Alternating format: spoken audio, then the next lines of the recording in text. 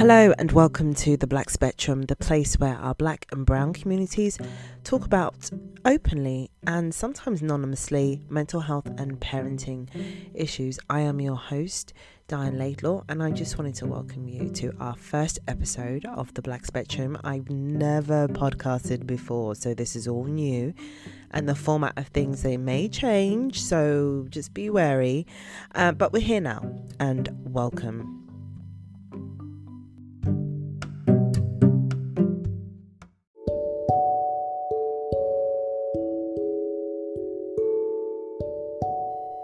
So this is the first episode, and I'm mainly going to be talking about myself and my journey in this episode.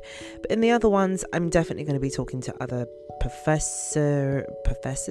I'm definitely going to be talking to other professionals, other parents, and even some kids, if we can get them on here, to talk about how mental health has been, what's the right word to use? Has been affecting them in their lives, shall we say? So today is the 11th of October 2020, and it's the day after Mental Health Awareness Day. And actually, yesterday was the day that I decided that I wanted to make this podcast.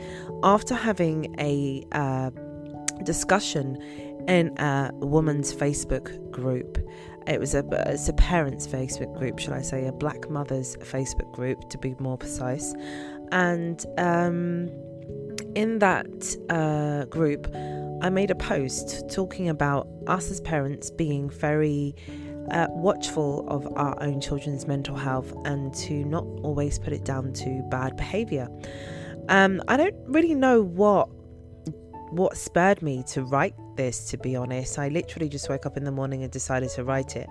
And I got quite a few responses on there that made me decide that actually I need a platform where these parents' voices could be heard, and that's how the Black Spectrum, can't even say the name right. Well, it's only been a day, I'm still learning. But yeah, the Black Spectrum came around. So I ended up talking to a few of these parents privately in a group, and as we shared our own experiences to each other, it became really apparent that this was something that was needed. Even amongst us, when we was talking, there were things that we was learning and understanding and was able to share information. So the Black Spectrum really is about that. It's about sharing of information, which sometimes we find it very difficult to talk to each other about, even to our own spouses. And this podcast is really an avenue or a platform for those people to come on board and to talk in a way that is non-judgmental.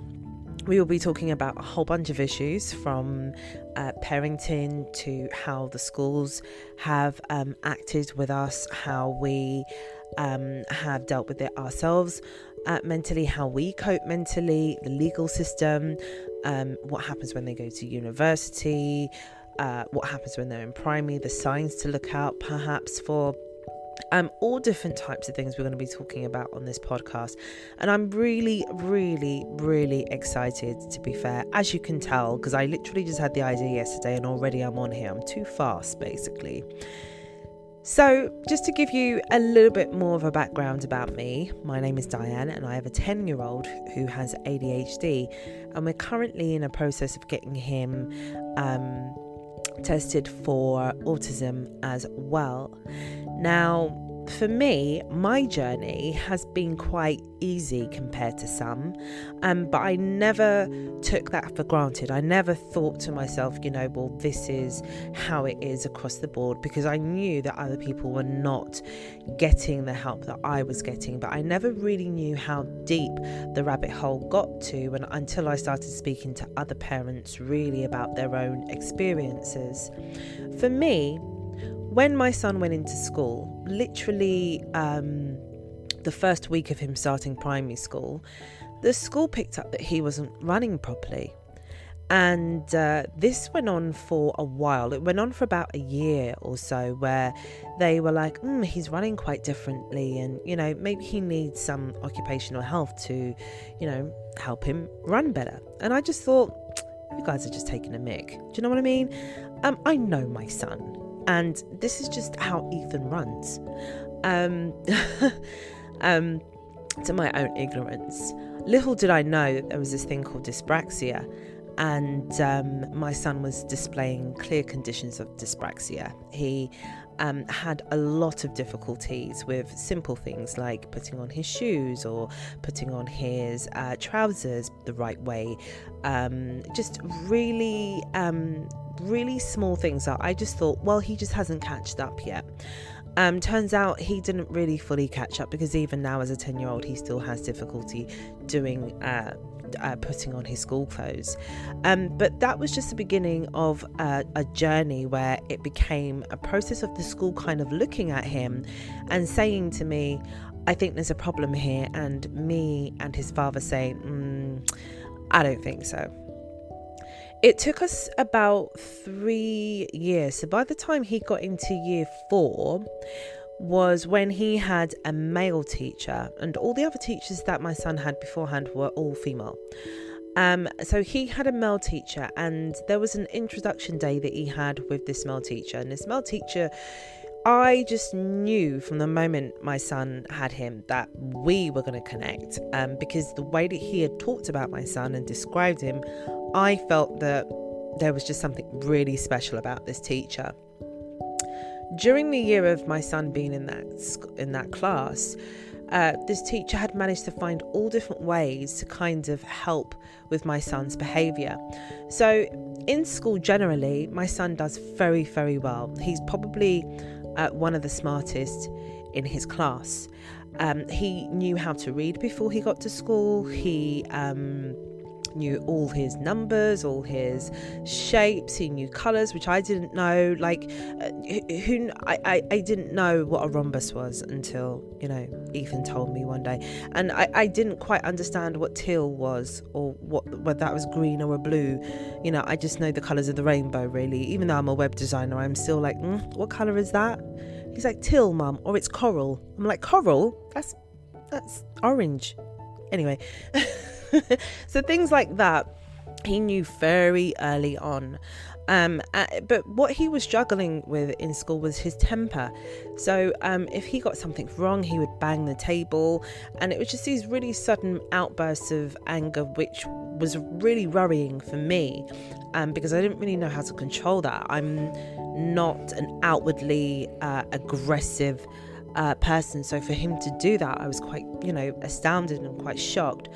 But there was other things that he was doing. So he didn't like the sound of the air dryer in the toilets, or he didn't like the sound of the toilet being flushed, or just random different sounds and textures and stuff like that. If it was raining, he wouldn't open the car door.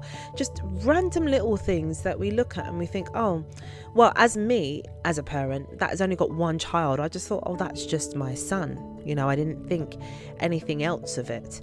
And I had this thought for a long while, until I trusted this male teacher, and he said to me, Diane, I think we should see if we can get him tested for autism.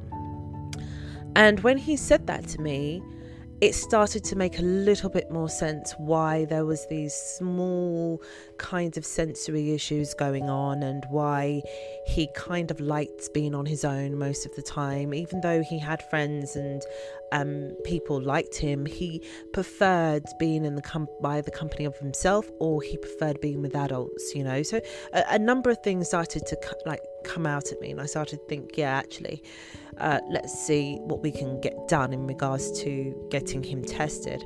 So currently we're still waiting for him to be tested for autism, but when we went for our initial exam, where they do like a physical exam, we spoke to a woman at the hospital, and this was like a year and a half later now, so he was in year 5 at this stage. Was it a year and a half? Yeah, so he was in year 5 at this stage, and the woman at this hospital had said to me, during the time that we was there, she said, oh, I'm going to get him tested for autism, but I'm also think it might be worth getting him tested for ADHD. And I thought, ADHD? usually when I think of children with ADHD, I think of those children that you just want to grips up in Sainsbury's and be like, stop running up and down. You know, you just want to shake the life out of them. That's what I think of, the ones who are just rampant and running all over the place, and you're like, what the hell? You know, that's what I thought ADHD was. I looked at my son and I thought, that can't be Ethan, because, you know, you literally just need to give my son a smoking jacket and a cigar, and he just needs a bottle of whiskey by the side of, like, he is so laid back. You know, I'm just missing a fireplace in here for him, you know? So for them to say he's got that, I was completely like, do you know what? Let me just see how far this goes. So after that had happened, I came home with my son and I thought, let me just Google this ADHD thing properly, because that don't make no sense to me. So as I started Googling, as I do, and I came across this website, I read it and I was completely astounded by what I was reading, because not only did it re-educate me about what ADHD was, but I actually realized I had ADHD myself. And I mean, I'm going to go much more into all of that in another episode. I really want to keep it quite basic in this one. But after reading that and understanding it more, I was like, wow, this sounds exactly like me, and it sounds exactly like Ethan. And it took, after that initial meeting, it took at least another 9 months in order for him to get the assessment done for ADHD, and then he was finally diagnosed in January this year. And it's been, for the most part, it has been actually great. Why has it been great? Because it's allowed me to understand my son a lot better. It's allowed the house to be a lot more quieter, because I'm now not screaming and repeating myself a billion. I mean, I'm still repeating myself, but you pick your arguments now, because some things you're like, he's struggling with this, and some things you're like, actually no, you're just taking the piss, you know. And it becomes easier and easier to discern the longer it goes on, and the more you educate yourself about it. And the thing is, I think that the problem with sometimes having diagnosis is that people who are not that empathetic to people with mental health issues, and that sounds a bit odd, but it's way more common than you think. A lot of people say, yeah, I understand people with depression, but then the next minute they're like, why are they always in the bed all the time? Like there is this, they don't fully understand. And I think that sometimes we tend to think that when someone gets a diagnosis, that we are now wiping them free of every single fault that they could ever do in their life, and it's just going to make them lazy. And actually, that's not what happens. When people get a diagnosis, it allows them, that label, a lot of people want to run away from labels, but that label allows you to understand what it is better. If we did not understand what a car was, or what traffic lights was, or what a train was, or what a fire was, or whatever, if we didn't understand these things, we would not be where we are now. We have labels because we need to understand what these things do. So when you say you don't want a label for your mental health, you're really just like playing with dice here. So it's important, I think, that you do find a label for your mental health, and at least try to understand what that label means. And if you feel that actually that label doesn't fit me, then maybe that's not the diagnosis that you have. But being afraid of labels is not benefiting anybody. It's a bit like being in a relationship, actually. If you don't have a label in your relationship, then you're free to do whatever you want. But if you're in a relationship and you know, this is my partner, then there is a certain guideline or a certain set of expectations that happen because of that label that you've given. And it's the same with mental health. It's a certain level of expectation that you should expect from someone who's got ADHD or who's got autism, and you need to be open and willing to understand and willing to see the symptoms of it and try to find ways in which you can combat it. So with ADHD, it's not something you can heal. It's not something that there is a cure for. You're not going to find a special tablet and it all goes away, though medication is definitely something which works for a lot of people. And that's another conversation. Maybe we can have in another episode where we talk about medication and the stigma attached to those things as well. But ultimately, having a label, understanding what the label is, looking and educating yourself about what that label stands for. With ADHD and with autism, all it is just changes of things that you would need to do with your own behaviour to help them with their behaviour.